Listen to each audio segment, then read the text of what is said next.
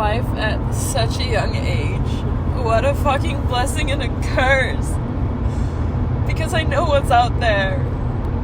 And how can I not want to chase that? How can I not want to live that again? Fuck.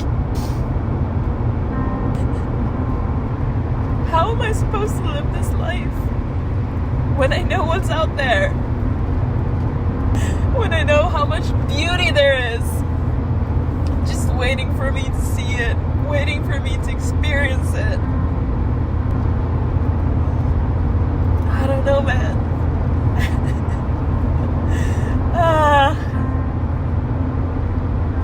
Damn.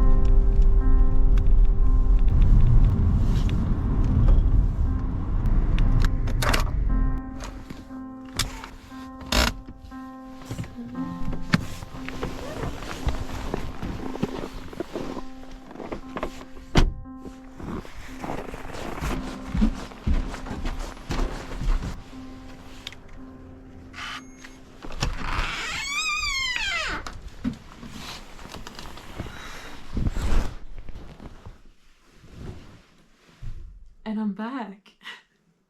It's been a freaking while. We've got some catching up to do. So hello and welcome to a new video. If you're new here, my name is Neda and I am currently not on a 7-month backpacking trip. Although I have been, so if you haven't seen any of my previous videos, you should probably go do that before you watch this video. But for all of you guys who have been watching my backpacking series, it's time for a little life update, I guess. Because yeah, it's been some time. It's been about a year and a half since I came back from my backpacking trip, and a few things has happened since then. Now, I have no idea how long this video is gonna be, so just grab a snack, grab something to drink, and sit down and watch me ramble for the next, I don't know how long. So yeah. The audio that you just heard in the sort of intro or the first part of this video was actually a voice recording from about 2 months after I got home from my backpacking trip.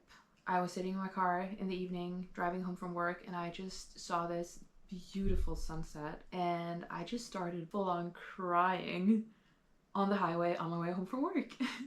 That part or that time of my life was a bit weird, I would say. But before we get ahead of ourselves, let's just start off by talking about coming home from a 7-month-long backpacking trip. So the trip home went pretty well, and once we arrived with our final plane, me and Josephine got picked up by my mom at the airport. But yeah, coming home was just so strange. I remember for the first couple of days I wasn't able to look my mom in the eyes.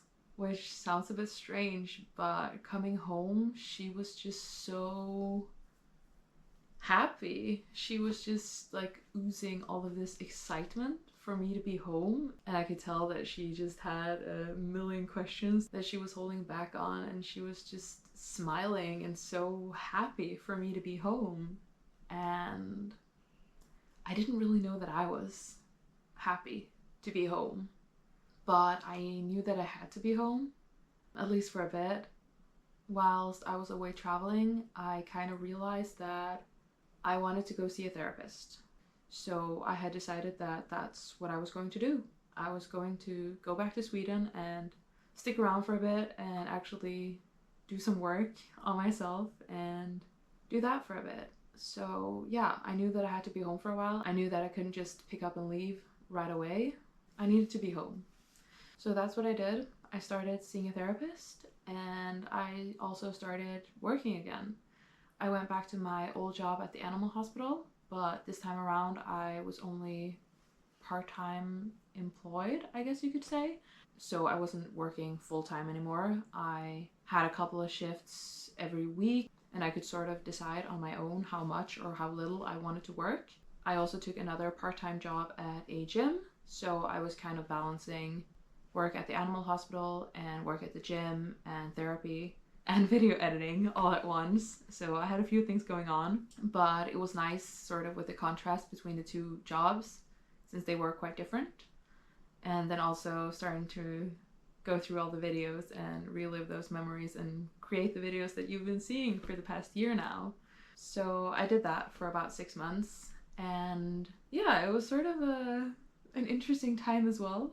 You see, while I was away on my backpacking trip, I feel like so many things changed within me, but here I was back in Sweden again, and everything was the same. I had been gone for 7 whole months, but everything was just as I'd left it. So I struggled a bit with that, trying to figure out how to fit into this place that I had left and now returned to. And it took me some time until I realized the quite obvious answer to this question of how do you fit a new figure into an old mold? The answer being you don't. During this time in therapy, I was also in the process of healing and processing some things that needed to be processed. But while I was doing that, I could also feel myself growing more and more anxious and scared. You see, while I was traveling, I found this calmness and a sort of trust that things would just work out, and a genuine belief that I was able to create the life that I wanted to live, and that it could look however I wanted it to look. But the longer I stayed at home, the more anxious I got.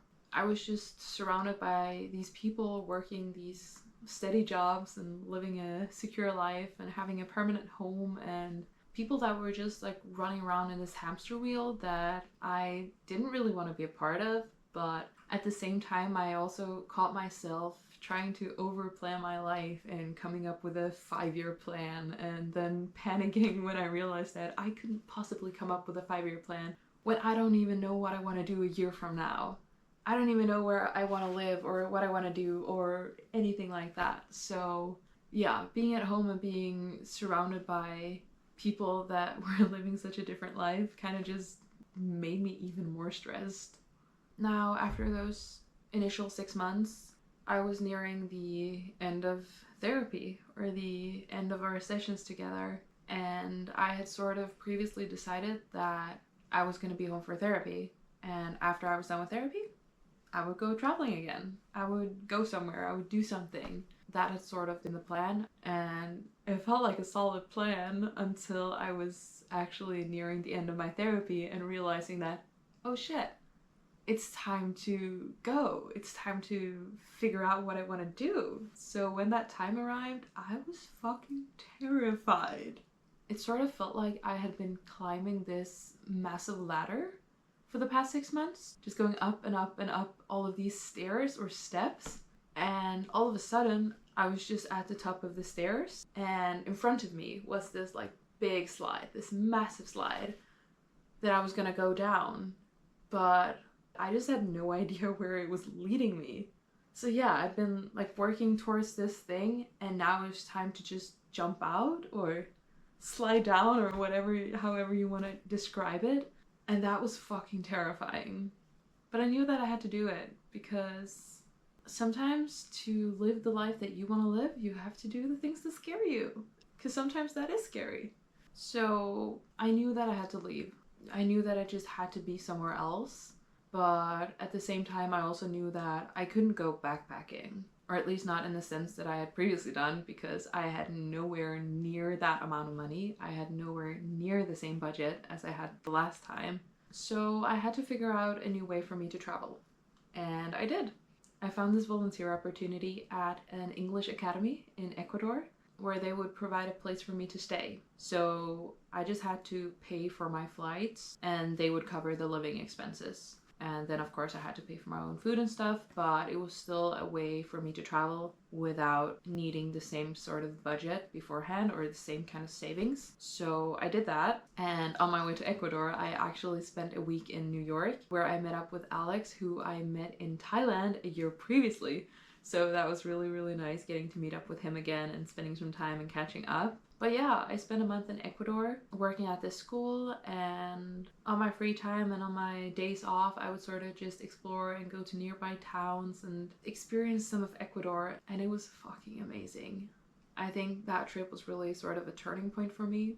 It proved to me that my 7-month backpacking trip, it wasn't just a one-time thing. It wasn't just a one and done. I could actually do this again. I could actually get out of my comfort zone and go explore a new country on my own, and this time without the same kind of budget that I had the last time. It proved to me that I was able to do this even if I didn't have the big savings. So that was really, really cool. This is also where I started to look into seasonal jobs, because being in Ecuador made me realize that I quite liked the sort of slower traveling where you are in one place for a longer amount of time. So for Ecuador, that was 1 month, but I really like the feel of that. So I was really interested in getting into sort of longer seasonal jobs where I would then potentially also get paid for it. So I started looking into that, and that is when I stumbled upon a job opportunity in Greenland, which I of course had to apply to, because when else would I get the opportunity of going to Greenland? So yeah, I applied for the job and I actually ended up getting it. So after coming home from Ecuador, I had about 2 months of being at home and preparing for my upcoming job, and then I went to Greenland for the summer. So I spent a total of 4 months there, working of course, but me and my colleagues, we also had a lot of free time, which we kind of just spent enjoying the environment that we were in. We went on a whole bunch of hikes, a lot of overnight trips, a few multiple day hikes. We went fishing a whole bunch of times, berry picking, swimming in the ocean and in the lakes. And I even saw Northern Lights for the first time, which was really, really cool. And yeah, I just feel really privileged to have had the opportunity to experience such a beautiful country. Shortly after I came home from Greenland, me and 2 of the people that I had been working with in Greenland went on a road trip to northern Norway. And after I had dropped them off in the north, I spent the next week and a half just driving down through Sweden on my own, making a bunch of stops along the way and sleeping in my car. So that was also quite a cool experience, which leads me to now, I guess. I'm not in Sweden anymore. I am actually back in Norway, and I have been here for the past month and a half. I really enjoyed the seasonal work in Greenland, and it made me want to do more seasonal work. So right now I'm actually at a ski resort where I am working in the ski lifts and with some ticket sales. And yeah, just spending most of my free time out on the slopes with my snowboard, practicing, getting better, and yeah, just having a good time, because what else would I be doing as a 25-year-old? I still have a few more months here before the season is over, and after this, who knows what I'm gonna do? I have no idea, and that's okay, because I've come to the conclusion that I don't have to plan my whole life out. I don't have to know what I'm gonna do next, or what I'm gonna do a year from now, where I'm gonna be, where I'm gonna live. Because who the hell knows? And even if I do have a plan, there's no telling what will happen. And I might change my mind 1,000 times. So what's the point in stressing about that now when really who knows what's gonna happen? So yeah, right now I'm here, I'm having a good time, and I guess that's that. I don't know what my next video will be. I don't know when my next video will be. I had an idea of doing sort of a budget breakdown for my whole backpacking trip, since I did actually take note of every single thing that I spent money on. So if that is of interest, let me know in the comments. If you have any other ideas or things you'd like to see, let me know. I guess this would also be the time to pitch my Instagram if you want to be more up to date with what I'm doing, since that is where I mostly post in real time. And yeah, I guess we'll see what happens. And if you want to be a part of that, then stick around, stay tuned, and I will see you in the next one. All right, goodbye. Why am I nervous? What the hell? Okay. I don't know how to film anymore. Ah! Okay. Okay, I need to breathe as well. Fucking hell, has it always been this difficult?